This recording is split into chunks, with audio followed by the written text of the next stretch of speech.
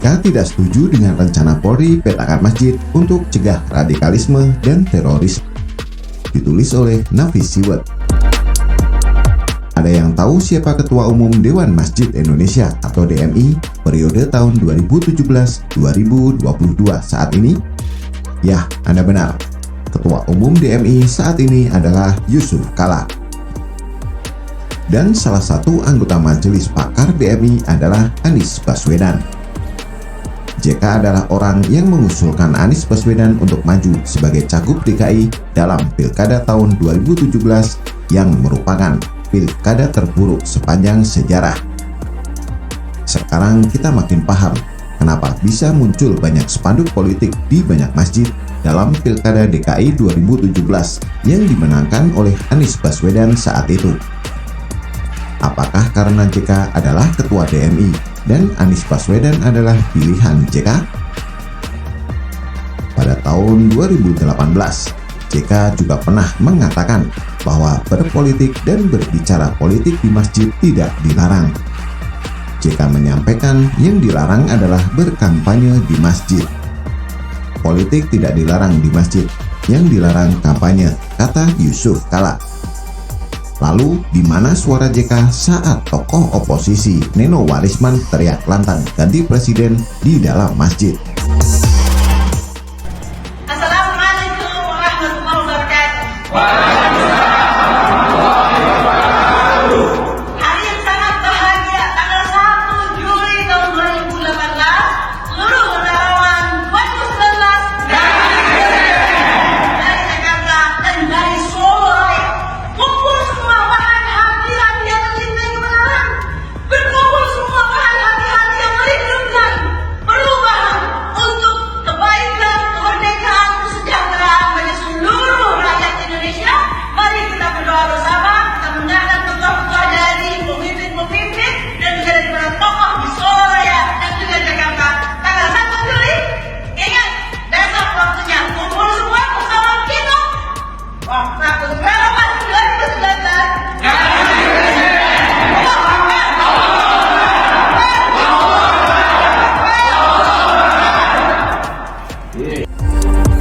Apakah pantas masjid yang merupakan tempat ibadah bagi umat malah dijadikan tempat politik praktis oleh oposisi sambil koar-koar ganti presiden? Bukankah kita sebaiknya berdoa dengan lemah lembut di dalam masjid? Lalu kenapa video Neno Warisman, simpatisan PKS sekaligus pendukung Anies Baswedan malah berani teriak lantang ganti presiden di dalam masjid? Apakah Neno Warisman tidak malu dengan tindakan tersebut? Pada tahun yang sama, Badan Intelijen Negara juga pernah mengungkapkan fakta yang membuat kita mengelus dada. Badan Intelijen Negara mengungkapkan bahwa banyak masjid di lingkungan pemerintahan seperti kementerian, lembaga, dan BUMN sudah terpapar paham radikalisme. Dari 41 masjid yang terindikasi telah terpapar radikal, tersisa 17 lagi yang kondisinya masuk kategori parah. Dan ini adalah sebagai early warning system yang ada, dan kita harus juga lakukan sesuatu supaya masyarakat itu harus bisa membedakan lah. Artinya yang menyampaikan ceramah-ceramah misalnya itu perlu filtering, artinya juga dicek, recheck dan cross check pada saat disampaikan ini.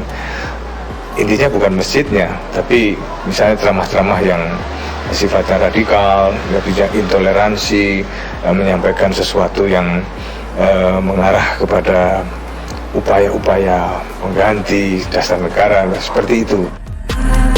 Pada saat itu, BIN dan BNPT menggandeng organisasi masyarakat Islam seperti Muhammadiyah dan Nahdlatul Ulama agar aktif berdakwah di lingkungan masjid pemerintahan. Hasilnya, masjid-masjid yang sebelumnya termasuk kategori radikal sudah mulai melunak. Sekarang sudah menurun 60% masjid yang radikal. Tadinya radikal, sekarang tidak terlalu. Hanya perlu intensif komunikasi dengan takmir masjid. Takutnya kan kembali lagi, ujar juru bicara BIN, Wawan Hari Purwanto. Sungguh mengerikan, bukan? Masjid di lingkungan pemerintah saja bisa terpapar paham radikalisme. Lalu bagaimana dengan masjid yang di luar lingkungan pemerintahan? Dan beberapa hari yang lalu, Polri bakal memetakan atau mapping masjid se-Indonesia untuk mencegah penyebaran paham radikalisme dan terorisme lewat rumah ibadah. Masjid ini sekarang warnanya macam-macam. Ada yang hijau, ada yang keras, ada yang semi keras, dan sebagainya, kata Direktur Keamanan Negara Badan Intelijen dan Keamanan Polri Brigjen Umar Effendi dalam Halaqoh Kebangsaan 1 Badan Penanggulangan Ekstremisme dan Terorisme MUI. Direktur Pencegahan Badan Nasional Penanggulangan Terorisme Brigjen Ahmad Nur Wahid setuju dengan pemetaan masjid tersebut karena menurutnya masjid harus digunakan untuk ibadah, ukhuwah, dan silaturahmi. Tetapi faktanya banyak masjid kerap disalahgunakan oleh oknum-oknum ustadz atau oknum tokoh agama untuk membangun paradigma intoleransi, kebencian, anti pemerintah, dan mempolitisasi agama. Ini harus di-mapping dan dipetakan. Masjid mana yang moderat, masjid mana yang sering disalahgunakan. Nah, itu harus ada mappingnya, harus ada datanya, ujar Ahmad. Ahmad mengaku jika BNPT sebenarnya sudah melakukan pemetaan masjid yang kedapatan menyebar paham radikalisme dan terorisme tersebut, tetapi beliau tidak mau terburu-buru mengumumkannya karena bisa menimbulkan kegaduhan. Informasi itu benar, ada masjid yang disalahgunakan, tetapi tidak produktif karena bisa menimbulkan kegaduhan, ungkap Ahmad. Kalau dilihat dari tujuannya, penulis sangat setuju jika mapping terhadap masjid ini dilakukan untuk melindungi umat dari politikus busuk yang memanfaatkan masjid untuk kepentingan politik seperti Neno Warisman. Ini juga bukan untuk menyudutkan umat, karena faktanya masih banyak masjid di luar sana yang secara lantang membuat spanduk untuk menolak jika masjidnya dijadikan tempat politik praktis. Jadi apa salahnya dilakukan mapping terhadap masjid untuk menjaga Indonesia ini tetap aman dari politikus busuk dengan ceramah provokasinya? Apakah kita tidak mau Indonesia ini aman? Banyak yang tidak menyadari bahwa situasi aman itu sangat mahal harganya. Lihatlah bagaimana situasi di beberapa negara Timur Tengah seperti Suriah yang terus bergejolak karena provokasi. Dan mirisnya salah satu penyebab hancurnya Suriah karena adanya provokasi #ganti presiden. Hashtag itu pernah dipakai di Suriah. Kenapa Suriah kacau? Itu karena pakai hashtag itu untuk ganti presiden. Dan ganti presiden itu maknanya macam-macam. Jadi saya kira memang bagus sudah kalau pasangan calon di sebelah mengganti hashtag itu, kata Karding. Dan pada tahun 2019 lalu, pihak oposisi juga menggunakan hashtag ganti presiden lalu koar-koar di dalam masjid. Apakah semua ini sebuah kebetulan bahwa mereka juga tidak mau Indonesia aman? Dan tadi penulis membaca jika niat baik Polri untuk mapping tempat ibadah tersebut ditolak oleh orang yang pernah berada di dalam pemerintahan sendiri, yaitu JK. Ketua Umum Dewan Masjid Indonesia Yusuf Kala tidak sepakat dengan rencana Polri memetakan masjid dalam upaya mencegah paham radikalisme dan terorisme. JK menegaskan tak ada paham radikalisme yang pernah mengacau negara lewat masjid. Tidak ada yang pernah mengacau negara itu lewat masjid. Tidak pernah ada dibaiat di masjid, macam-macam, tegas JK. Saya ingin sampaikan bahwa tidak ada radikalisme yang pernah mengacau negara itu lewat masjid. Kalau mau yang radikalisme, hampir semua yang bikin bom, bikin radikalisme, bikin kelompok-kelompok itu dari rumah kontrakan. Jadi kalau memang begitu tuh masalahnya, ya periksa semua rumah kontrakan karena di situ yang bikin bom, di situ makanya di situ yang bayat. Apakah JK yakin dengan ucapannya tidak ada yang pernah mengacau negara lewat masjid?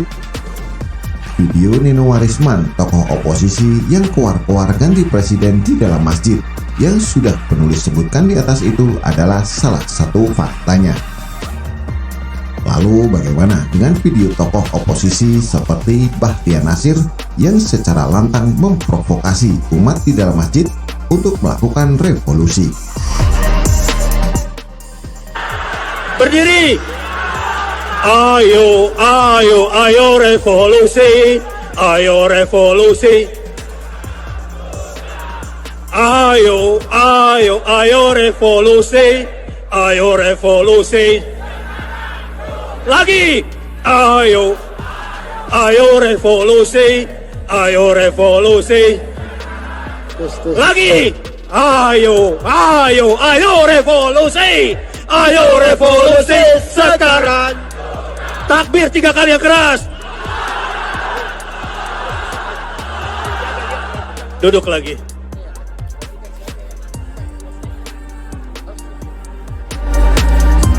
Sebagaimana video tokoh oposisi lainnya, yaitu Sugi Nur, yang memprovokasi bilih Jokowi hukumnya haram di masjid di Semanggi, Surakarta, Jawa Tengah.